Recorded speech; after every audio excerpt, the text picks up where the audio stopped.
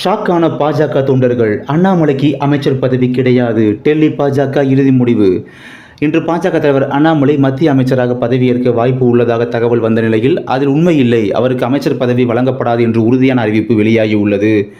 அவருக்கு இன்று என்டிஏ தலைவர்களின் தேநீர் விருந்துக்கு அழைப்பு விடுக்கப்பட்டது. அதே சமயம் அவருக்கு இன்று சென்ற அழைப்பு சாதாரண மரியாதை அழைப்பு தான். அவருக்கு அமைச்சரவைக்கான டீ பார்ட்டி கொடுக்கப்படவில்லை என்பது உறுதியாகி உள்ளது. கோவையில் பாஜக தலைவர் அண்ணாமலை 1,18,068 வாக்குகள் வித்தியாசத்தில் தோல்வி கண்டுள்ளார். திமுக வேட்பாளர் கணபதி ராஜ்குமார் 5,68,200 வாக்குகள் பெற்றுள்ளார்.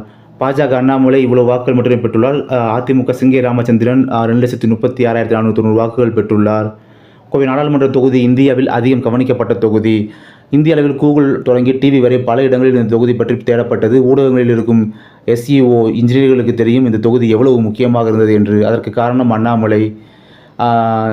2024 லோக்சபா தேர்தலில் பாஜக மிக மோசமாக செயல்பட்ட நிலையில் அந்த கட்சிக்கு எதிராக கடுமையான சில பிரஷர் வைக்கப்பட்டு வருகிறதாம். முக்கியமாக பாஜக தேசிய தலைவர் நட்டா, அமித்ஷா ஆகியோரும் கடுமையான பிரஷர் கொடுக்கப்படுகிறதாம்.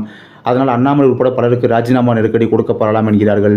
இதை மடைமாற்றவே அண்ணாமலை 2026 முதல்வர் என்று பேச தொடங்கிவிட்டார் என்கிறார்கள். இதெல்லாம் பழைய கதை. இந்த ஒரு சூழ்நிலையில் இதையெல்லாம் சுமூகமாக பேசி தீர்க்க தலைவர் அண்ணாமலையை ராஜ்யசபா வழியாக அமைச்சராக்கும் எண்ணம் தேசிய பாஜக தலைமைக்கு இருந்ததாக கூறப்பட்டது.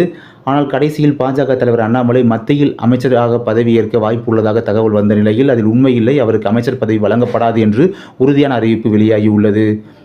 பிரதமர் மோடி இன்று 3வது முறையாக பிரதமராக பதவியேற்க உள்ளார். அதோடு இன்று முதல் கட்ட அமைச்சரவை பதவியேற்கும். இன்று கிட்டத்தட்ட 30 அமைச்சர்கள் பதவியேற்பார்கள். பாஜகவிற்கு தனிப்பட்ட மெஜாரிட்டி கிடைக்காத நிலையில் கூட்டணி கட்சிகளுக்கு 18 அமைச்சரவை பகுதிகள் வழங்கப்பட உள்ளன. இன்று முழு அமைச்சர்களும் பதவியேற்க மாட்டார்கள். கிட்டத்தட்ட 30 அமைச்சர்கள் பதவியேற்பார்கள். முழு அமைச்சர்களின் பலம் 78 முதல் 81 வரை இருக்கும் என எதிர்பார்க்கப்படுகிறது. இதில் இன்று பாஜக மற்றும் சில கூட்டணி கட்சிகளின் அமைச்சர்கள் பதவியேற்க உள்ளனர். இன்று இரவு 7:15 மணிக்கு ராஷ்டிரபதி பவனில் நரேந்திர மோடி தொடர்ச்சியாக 3வது முறையாக பிரதமராக பதவியேற்க உள்ளார். முக்கிய துறைகள் அனைத்தும் பாஜக வசம் தொடர்ந்து இருக்கும். எஃகு, சிவில் விமான போக்குவரத்து மற்றும் நிலக்கரித்துறை முக்கியமான அமைச்சரவையை கைப்பற்ற போகும் அமைச்சர்களும் இன்று பதவியேற்க வாய்ப்புகள் உள்ளன. கண்டிப்பாக அண்ணாமலை அவர்களுக்கு பதவி வழங்கப்படாது என்பது உறுதியாகிவிட்டது.